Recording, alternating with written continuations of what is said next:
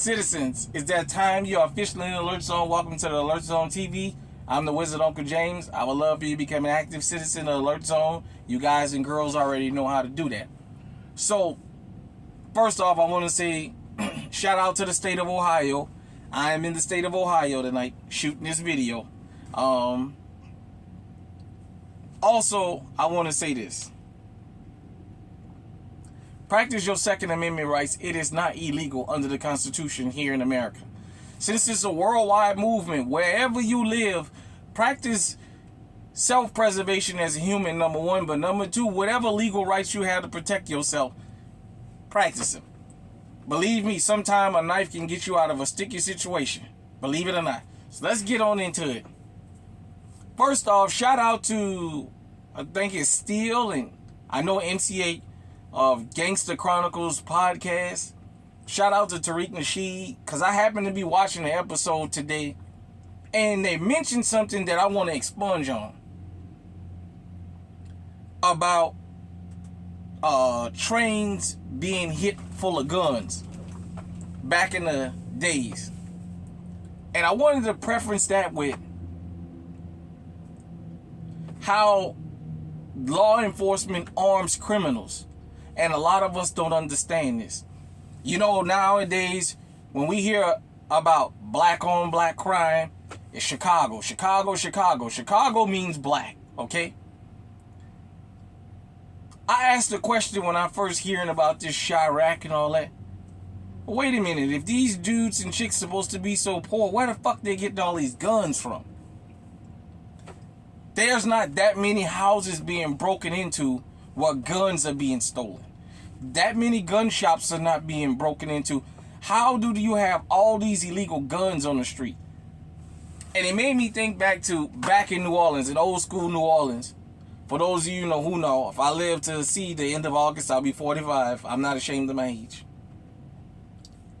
If you live back in the 80s, probably anywhere in an urban city in this country, especially in black neighborhoods that had trains coming through there, you would notice, especially when crack showed up, these trains 2, 3, 4 days would sit in a particular neighborhood on the track and it would be loaded with fucking guns. And before you know it, eventually they would go and hit the train. And once the train got hit, 2 or 3 days later, they would move the train out. But law enforcement never came to investigate where those guns went. I said, wow. When I was a kid, they bring these fucking military trains through here and they leave them. And the word get out, they got guns on that train. I remember a particular neighborhood where everybody was walking around with M16s before they became AR-15s. And then I remember Officer Lynn Davis and other road cops in New Orleans who had their hitmen.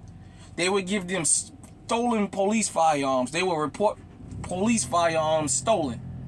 And that's what they would send their little hitmen out there. Because for a lot of you who don't know, police all around this country, every road cop has a hitman on the street that him or her can call up to get you taken off this planet. All of them. Derek Chauvin has one, believe it or not. Even though he doesn't mind busting heads, he has a head busted. Nobody just know who the person is. But nevertheless, then I said, okay. So these trains come in, they break in. Then the next thing you know, with crack,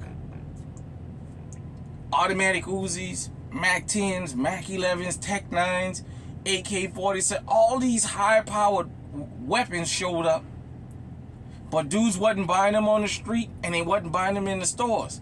They was bringing this stuff up in here. See, for those of you who don't understand the story, crack was the drug in the black community that introduced automatic weapons to our community. Prohibition brought it to the Italians, the Jews, the Irish, and the white mobs from back then. When Prohibition came, the Thompson came. When crack came, the Tech 9, Uzi, Mac 10, all that showed up with it. This was when guys had untold amounts of money and money to buy all kinds of high-powered weapons. But they didn't have to buy them, it would be stolen. So then when you start talking about hearing the cartel violence, about all the cartels so violent, most of these countries that these cartels are establishing don't make firearms. They don't manufacture their own weapons. Where are these weapons coming from? Well, then your good President Barack Obama had that Fast and Furious type program where they was running all them fucking guns down there in Mexico talking about they trying to bust people. They was fucking supplying them with them. Now you fast forward to Chicago. When I first started hearing about Chirac in, I want to say 2012, 2013, I remember people from Chicago that I would work with was saying, man, sometime we come out in the morning, on the corner, it's 2 or 3 crates full of fucking guns and ammunition, and nobody know where it came from. And at first, nobody would touch it. They started bringing crates. For those of you who don't know, you can go and Google this. A couple years ago, I think about maybe 2 or 3 years ago, there was 3 active servicemen in the Army that got arrested for running guns from North Carolina up to Chicago, bringing crate loads of guns and leaving them outside. They were the fall guys for that. I want you to understand something. These criminals are being armed to go out there and do this. I've also told you guys and girls, most movies that you see, especially that portrays a certain lifestyle, those guys and girls didn't conjure that out of fucking thin air. Menace to Society wasn't conjured out of thin air. The Hughes brothers didn't come up with all them ideas. Juice and the rest of it. New Jack City, Nino Brown, which is Wesley Snipes' character, made a comment that when you look back on it, he knew what he was talking about. When he was on the stand, he talked about everybody that lobbied against drugs. He said, ain't no Uzis made in Harlem. But they were showing Harlem as being the spot. But he said, ain't no Uzis made here. So what is he saying? We don't make this stuff, so how are we getting it? He said, ain't no Uzis made in Harlem. Not one of us owns a poppy field. This shit is big business. It's the American way. I profess to you, there is not one hood in this country that manufactures ammunition or firearms. They don't have them kinds of jobs in the hood. Yeah, we manufacture firearms in America, but not in the hood. Mexico, Central America, South America, the majority of those countries don't manufacture firearms. They don't. They buy them, but they don't manufacture them.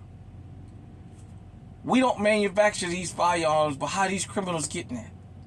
How can a 12-year-old boy run around with a Glock with a fucking stick on it? As expensive as a Glock is. They're not buying that, and they're not being supplied that by some dude that's buying that on the street. These guns are being supplied to these guys. If you want to know why the fuck we need an AR-15 as law-abiding citizens, because law enforcement arming the fucking criminals with them. That's why. I've seen an uptick in stories of criminals being caught with tactical gear, with radios, with police scanners, police channels on them, with military grade body armor. Where they get all this from? You want me to believe all these guys are stealing this out of police cars? Give me a break.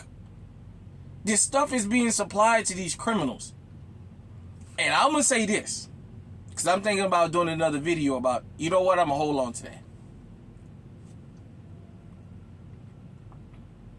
The criminals are being well armed. You need to do the same. Don't you think for 1 minute these criminals will blink and don't give a damn, because they don't. You want to know where they're getting these guns from? Stop calling people liars when they're telling you. What about Chicago is always the go-to deflection? They've been screaming for years. Stop bringing these fucking guns in. Stop trying to set us up bringing in truckloads of tennis shoes and leaving them out there as bait trucks to see if we're going to steal them. They've been screaming. They've been saying, hey, we called law enforcement. We got it right here. I got recordings that I called law enforcement this morning because we found 3 crates of guns sitting out here. And we know none of us brought this stuff out here. Stop bringing this stuff here. You can say what you want about the carjackers and the street criminals, but ask yourself, we always talking about the problem, but we don't never go to the root cause. And when we go to the root cause, if it doesn't fit a narrative, we don't want to hear it. When those guys and girls, those people, because people in the black community that's considered to be hood people, when we talk, we're always being accused of lying. When we're telling you, hey, first off, a lot of these crimes is unsolved. You assume that it's us in this neighborhood doing this. That's number one. Number two, these guns are showing up. We got video of people coming out in the morning, 5, 6, 7 o'clock in the morning, and it's 2 or 3 crates of fucking brand new guns sitting there. The fuck they get all these guns from? We never gonna stop crime here in this country. And we never gonna be safe as law-abiding citizens until we willing to accept the root cause. If we can't fix the root cause, we'll never make no neighborhood safe. In closing, let me say this. We had a police chief named Richard Pennington in New Orleans. When Richard Pennington became chief, before he got sworn in, he said this publicly. My number one thing to stop crime in this city is to go after law enforcement. He said, you know why? A lot of these crimes, a lot of these guns and drugs is being supplied by our officers. If we don't clean up the police force, we can never clean the streets up. Because we arming the criminals to arm the criminals on the street. And Lynn Davis was his first disciplinary problem, and that guy doing on the death row now. I'm telling you, when you hear people saying, hey, we don't know where all these guns come from, but we not buying them and we don't manufacture them, we don't know where they coming from, take them at their word. You've been conditioned to believe these guys and girls are inhumane and they're less human and they're liars, but they know what they're talking about. I remember the early 80s. A 6-shot revolver and a 6-shot pump was the baddest thing on the damn street. And then the Uzi showed up. Fully automatic. Then the Mac 10s, the Mac 11s, the Tech 9s, all these high-powered automatic or semi-automatic weapons showed up. The AK-47 became popular. The M16/AR-15, the 308s, all this stuff showed up. And yet, a lot of these guys wasn't buying these guns. They was just being given to them.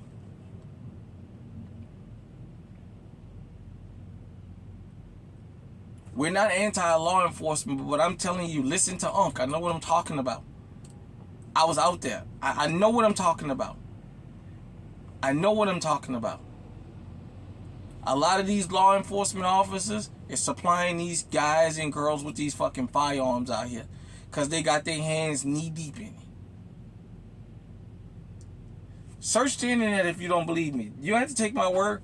Google it and watch how many articles you find about that. Not only in the hood, these motorcycle gangs and all these other type gangs, they getting supplied these weapons. I remember one time there was dudes in the Calio Project in New Orleans, where I'm from, that had live fucking grenades. They literally was showing us live grenades that they had. So what does that tell you? Hit me in the comment section. Let me know what you think. Until next time, stay safe, stay armed, stay on high alert.